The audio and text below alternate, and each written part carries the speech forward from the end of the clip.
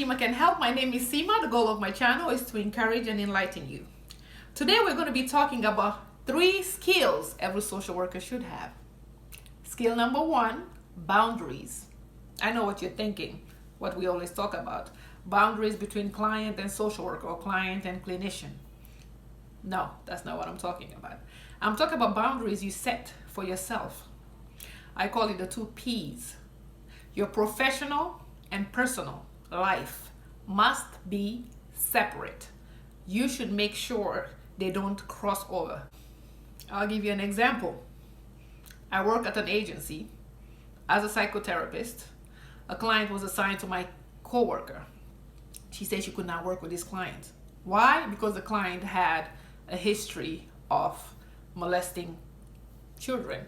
This client had been in prison, did their time, and came out doing fine in society. However, they had some issues that they needed to work on.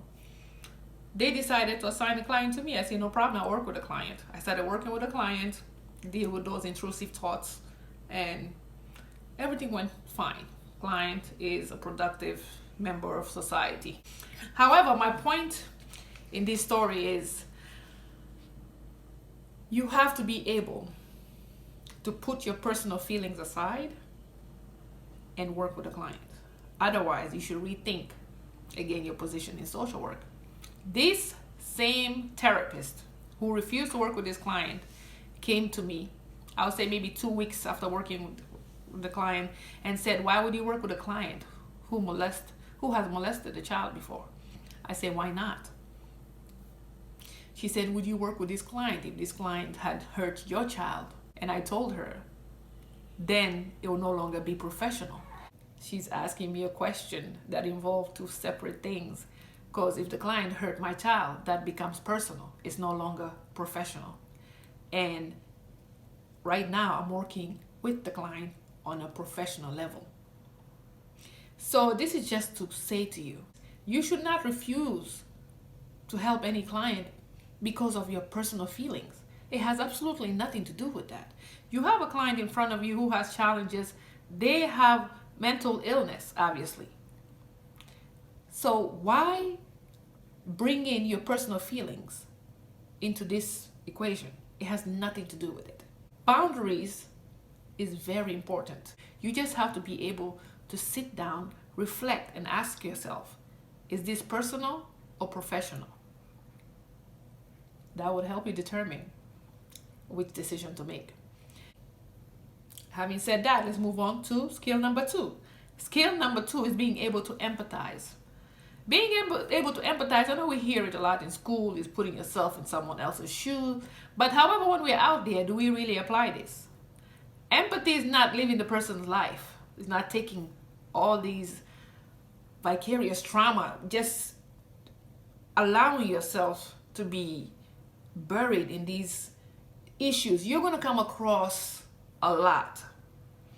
And if you're confusing empathy with sympathy, remind yourself that you're with a client, the client has issues.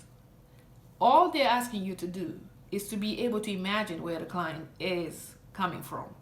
Be able to put yourself in their shoe in a way that it doesn't affect you. They don't want it to affect you. This is not the goal of social work, to go and take on people's problems and take it with you. Once you're done with this client, you should be able to let it go. Yes, it's hard for some of us. Even for me, I still struggle with it sometimes. But I've learned to separate, remind myself, oh, that's work. I'm done with that. It's over. Now it's personal. Empathy is something that's very important to have. If you don't have it, do some research on it and learn to empathize. If you have a question on that, place your comment below and I will explain it to you.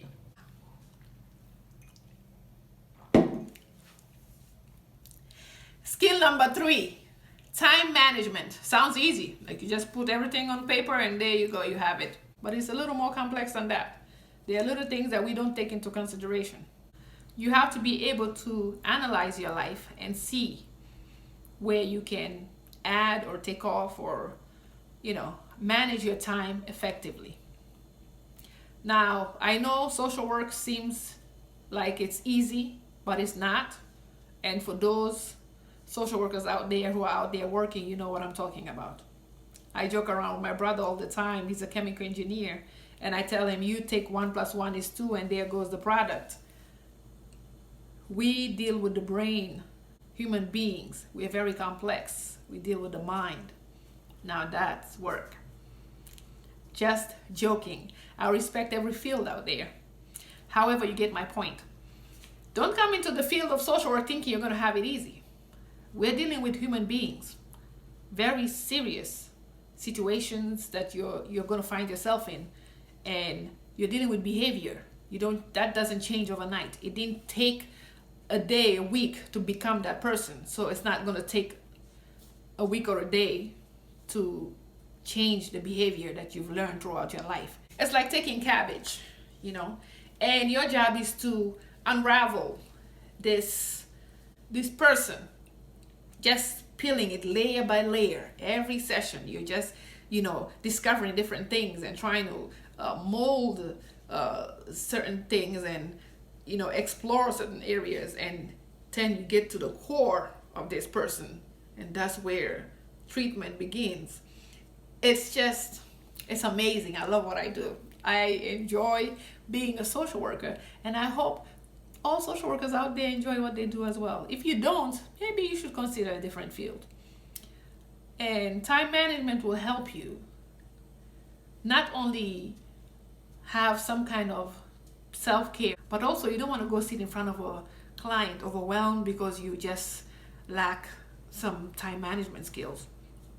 For example, recently we started seeing clients via telehealth on video, and I noticed my back hurts sometimes, my neck hurts, and I'm like, I never felt this before. And I saw clients, I don't know if it's because I would drive and I get a break in between, not sure, but I came up with, I'm like, if I feel this way, my clients must feel the same way.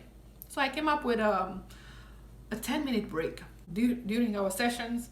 After like 30 minutes, we will all take like 5-10 minutes break, especially my younger clients. They can't just sit for an hour. If I'm sitting for an hour and I have challenges with it, I have back pains and, you know, my neck hurts, I'm sure they feel the same way. During our sessions, I'll just say, okay, let's take a 5-minute break now. Let's take a 10-minute break.